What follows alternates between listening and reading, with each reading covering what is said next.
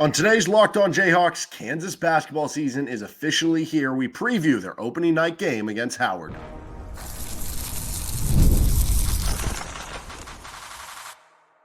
You are Locked On Jayhawks, your daily podcast on the Kansas Jayhawks. Part of the Locked On Podcast Network, your team every day.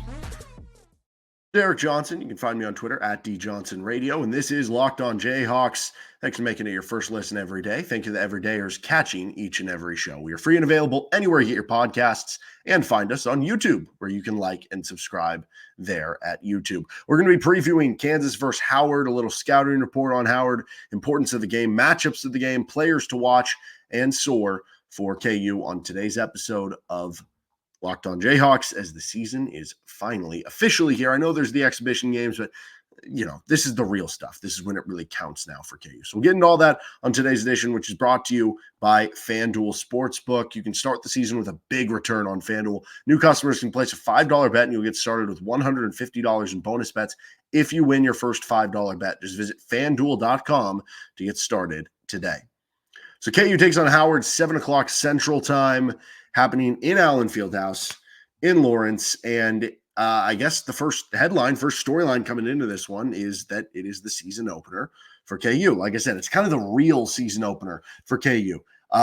You have, at least you're supposed to have, some of these key players back, like Hunter Dickinson and Shaquille Moore, who weren't back for some of the exhibitions. So, we've had all these questions about how's the rotation going to play out? How's the starting lineup going to play out? Well, now you have two guys who could factor into both of those things that are into this game. And how does that make it look, right? So you want to see how these lineups come together. What did Bill Self settle on through the exhibitions? Obviously, it's not going to be the final say through the first game of the season, but this is really when you start to get more of the real pieces to the puzzle, as opposed to maybe more of the scientific, trial and error approach in some of the exhibition stuff. So this is when things are real. This is when things start to come together. This is when you see where things really are with some of the different KU players and where they're viewed by Bill Self as far as the rotation, right? It's one thing for Zach Clemens to get 15 minutes a game in the exhibition. Is he going to play, double-digit minutes in this game, for instance, right? There's some stuff like that you can kind of look to here.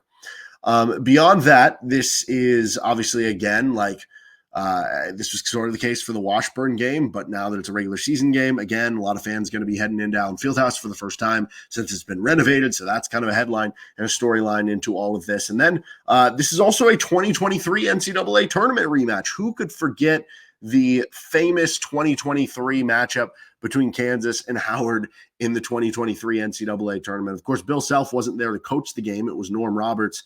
And at one point, late in the first half, things got a little bit interesting.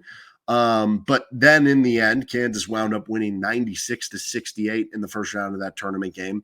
DeJuan Harris had 11 points, 7 assists, 4 steals. Jalen Wilson had 20 points. He also added 7 rebounds. Grady Dick had 19 points, 11 rebounds, and 5 assists. He was just doing a little bit of everything. KJ Adams had 13 points, a couple blocks. Kevin Kohler had 10 points, 7 rebounds, and 5 assists. So really good production from the starting 5. Even Joe Yesufu and Ernest Uday gave you 8 points off the bench in that one. And there are some familiar faces from Howard in this same game. A lot of them, though, have maybe transferred away. For instance, like Elijah Hawkins, their good guard, ended up transferring to Minnesota last year. He's since transferred again, but he's no longer on the team from that one. Obviously, Kansas doesn't have players like Jalen Wilson and Joe Yesufu and Kevin McCullough and stuff. Howard obviously went to back-to-back tournaments. They had a long tournament drought before they made it and fell to KU. Last year, they made it to the play-in game, lost to Wagner in the play-in game. So point being, this is a team who, they were 16 seed both times, but they have made the tournament the last couple of years. That's something that KU has traditionally done very well, is in the non-con when they are scheduling the opponents that aren't the North Carolinas and Creightons that they have coming up in the non-con. They're scheduling these smaller schools that are predicted to be in the top 2 or 3 of their conference, that it's still not just going to be like a complete stain on their non-conference schedule. As far as the Howard scouting report, if you want to look to their 2 exhibition games, they went 1-1. They beat William and Mary 74-63. They lost at American 74-66. Now, you look at Ken Palm, William and Mary is ranked 224th. American is ranked 232nd. So their 2 exhibition games came against teams in kind of that, 220, 230 range. when you look at where Howard is, they are ranked 217th on Ken Palm's preseason ratings. So kind of right around there. You're looking at playing a team just outside of the top 200. If you go back to last year for KU, the only teams that they played outside of the top 200, this would be North Carolina Central, who they smoked in their season opener. They were 253. Manhattan was 337. They destroyed them too. Eastern Illinois was 320th. Oddly, they only won that one by 8. UMKC, they destroyed. They were 214th. That would probably be the closest one. But then everybody else was basically inside the top 150. Wichita State was 154. Missouri was 145. But anyway, point being, like, this should be a blowout for KU, and that's reflected in the spread on FanDuel. It is KU minus 25.5 at time of recording. But this is the highest ranked team on the MEAC on Ken Palm. Again, that's just outside of the top 200 overall. They were picked second in the league by Blue Ribbon, which does a college basketball preseason magazine. And this was, in terms of what they do well, a awesome three-point shooting team last season. They finished top 50 nationally in three-point percentage, and they've actually done that 3 straight seasons. So I think consistently, you look at what Howard has done with a lot of this personnel and the coach, they're probably going to be a good three-point shooting team once again. Marcus Dockery, he is a former Maryland Terrapin, so former high-level player. He was on the tournament team, I believe, 2 years ago that played KU. He was on the team last year. He averaged 13.5 points per game, high volume from 3, and still shot 41%. He's back for another year. Bryce Harris, who averaged 16.6 points per game on 38% from 3 last season. He's got good driving ability. He returns as a senior too. Same for Dockery as being a senior. And both of them are preseason all-league picks. And Harris is the league's preseason player of the year, according to Blue Ribbon. So they do have 2 guards who can get buckets and who can hit some three-point shots. That does make it, a little bit enticing in this matchup. Obviously, if Kansas were to be in trouble or to lose, that probably speaks more about that they just played a bad game. But I think from an intrigue level of when you look at the biggest questions you have about Kansas this season, one of them is going to be, how are you going to defend teams that have guards who can be snipers, who can be three-point shooters, who can use ball screens a lot against, what your defense wants to be. And that wasn't great for KU against Arkansas, but not a full roster. First game, KU's not really running plays, whatever. Now that it's the real season and you are going to be doing those sorts of things, like just don't get torched in this game and show that you can defend that type of team. And they also have a couple transfer downs from Notre Dame and Rutgers to help with size, but overall they're not like an overly big team. Despite that, they have been top 50 in offensive rebound rate the last 2 seasons. They get a lot of offensive rebounds. Part of that, you shoot a lot of threes, and they're getting some of the long rebounds. They did force a ton of turnovers in 2022 and 2023, the year that they played KU in the tournament. They were a big turnover team. Not as much last season, but beyond that, the defense has really struggled, like regardless. They've ranked 190th and 204th on Ken Palm's adjusted defensive efficiency the last 2 years.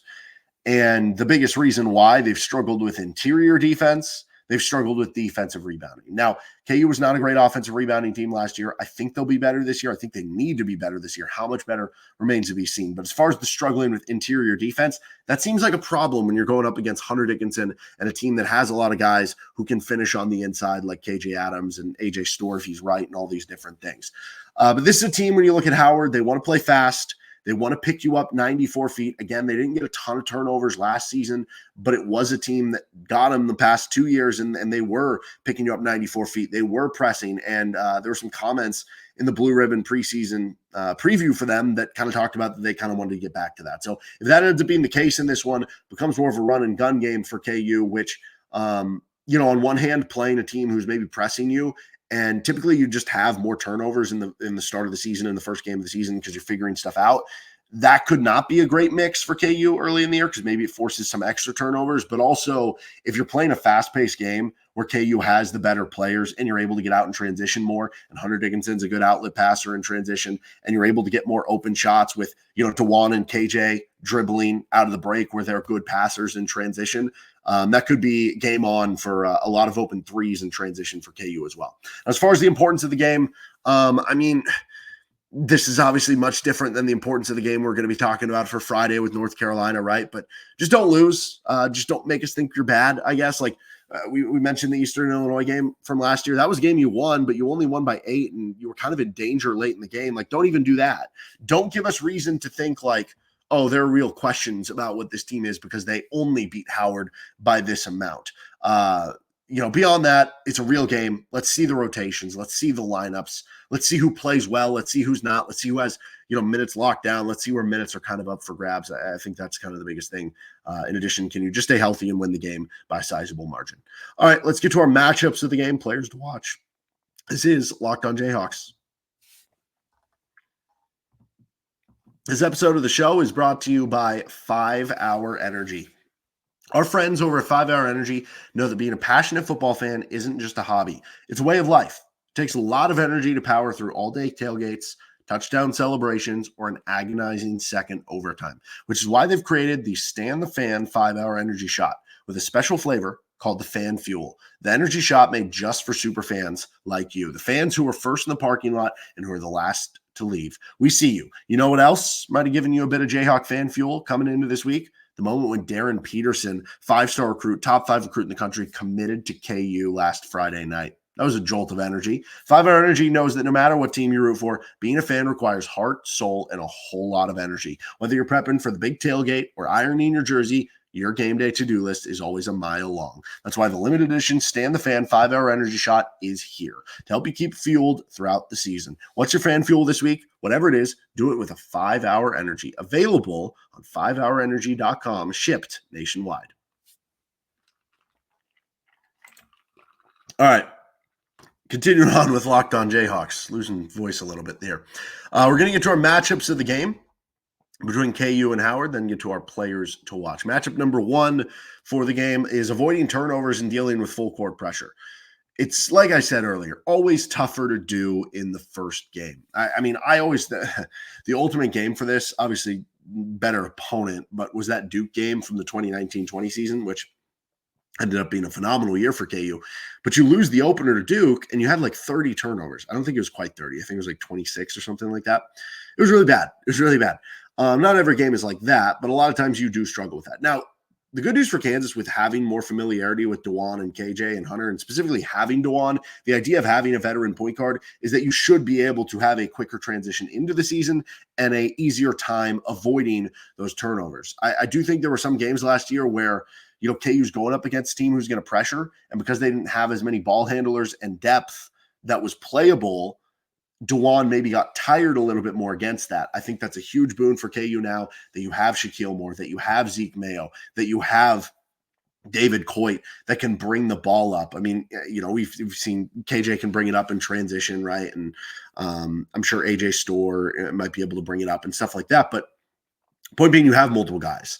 And if you are struggling with turnovers, you can put out a lineup with DeJuan Harris, Shaquille Moore, Zeke Mayo, DeJuan Harris, Diggy Coit, Zeke Mayo, and just have a bunch of ball handlers to get it across, which is a thing that should help them in that matchup. But yeah, part of it is just learning to play together. Part of it is just early season woes. Part of it is just being sharp in the first game of the season. And if you can do that, I think that bodes well to where you'll be in that category. Number 2 is feed the big men.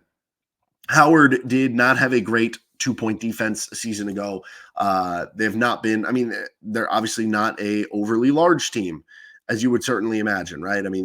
They do have the transfer downs from Rutgers and Notre Dame down low that I guess to some extent can make things a little bit more interesting there.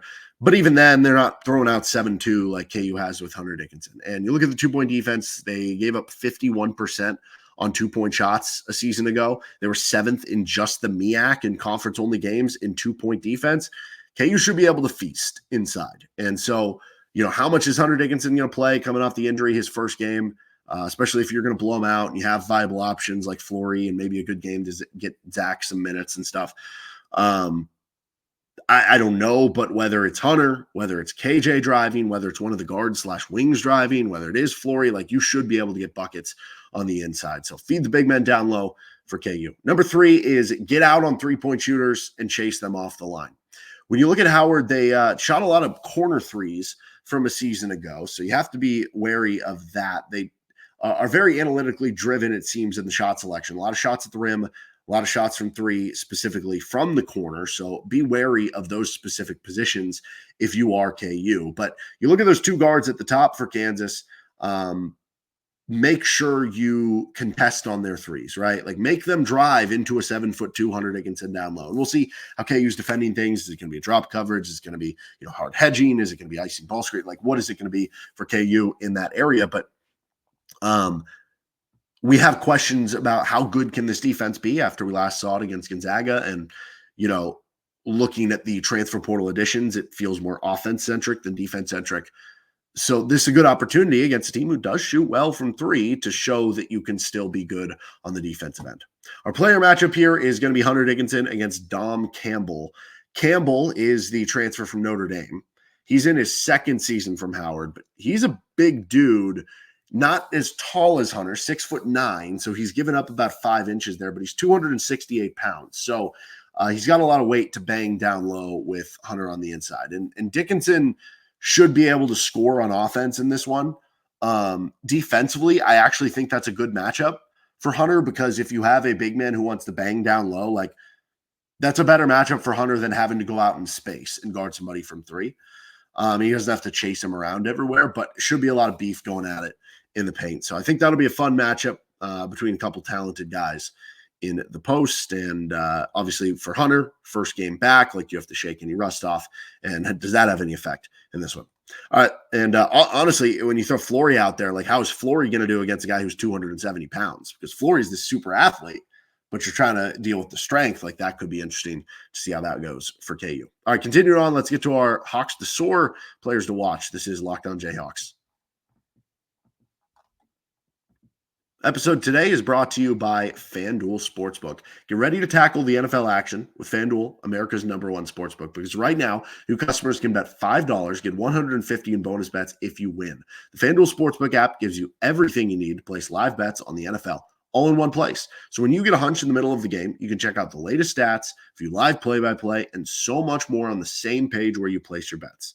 Just visit FanDuel.com to join today. You'll get started with $150 in bonus bets if you win your first $5 bet. That's FanDuel.com. You can get in on KU against Howard. Kansas currently sitting at -25.5. The over-under is 152.5. Do that at FanDuel. Never waste a hunch. Make every moment more with FanDuel, an official sportsbook partner of the NFL and the Locked On Podcast Network. All right, finishing up on this episode of the show, don't forget you can check out Locked On College Basketball if you want to get started. Lots of college basketball games going on today. There's a good one between Baylor and Gonzaga late at night going on, and you can check that out with either of those shows or with our college basketball show. All right, who are our Hawks to Soar? So as of right now, no pick for pick a prop, like no props are out there. But I'll be honest, like when I think about KU breaking the press, I think about it being one of the ball handlers breaking the press of Howard, and then swinging it to a wing who's going to shoot threes and have open shots. So, like, if you're looking at some props, again, it kind of depends on the number. If Rylan Griffin's number is 14.5 points, like maybe no. If Rylan Griffin's numbers, 7.5, 8.5, 9.5, then maybe we look at the over there. Maybe we look at the made threes for somebody like that. Maybe we look at the made threes for somebody like this who is, to some extent, a bit of a wing on offense based on being a perimeter shooter, but more of a guard. Zeke Mayo is my Hawk to Soar on the offensive end. So Marcus Dockery, really good offensive player for Howard. He is actually their lowest rated defensive player, according to Evan Miyakawa. Now, obviously, that was based on last year numbers, right? Players improve and things can change. But for Mayo, when you think about it, right, the big questions for Zeke Mayo over the course of the season is going to be, how does he adjust to teams with athleticism, with length, with physicality?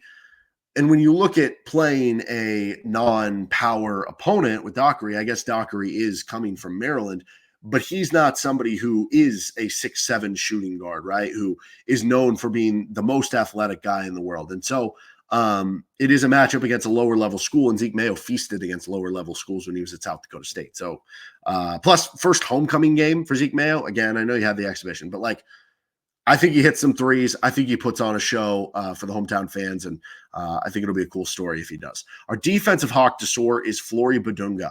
So I think that Flory can grab a bunch of rebounds. We mentioned Howard, not a great defensive rebounding team. I think Flory could end up being the best offensive rebounder in KU. I think Hunter is far and away the best defensive rebounder on KU. I think Flory could end up being the best offensive rebounder on KU. So you help there. But I also think if Hunter, like I said, if this is a blowout game and or Hunter's coming back from injury and Bill's like, yeah, let's just play him 22, 24, 25 minutes per game, just ease him back into game shape and things like that. That means more minutes possibly for Flory Badunga. So that could be even more rebounds that you're having, more blocks that he's racking up against a team who isn't like the biggest team in the world. So I think Flory has a strong defensive effort in this one for KU. But like I said, wing shooters would be kind of where I'm looking at. Also the fact that knowing that I said earlier in one of the matchups, like feed the big men, the problem is how much is Hunter Dickinson going to play? So like Hunter Dickinson, if we go back to what we just talked about, if he plays 22 minutes, he could score 18 points in 22 minutes, but that's going to be a tough over-under. So it'd be interesting to see what the number ends up being there for if you're picking that prop.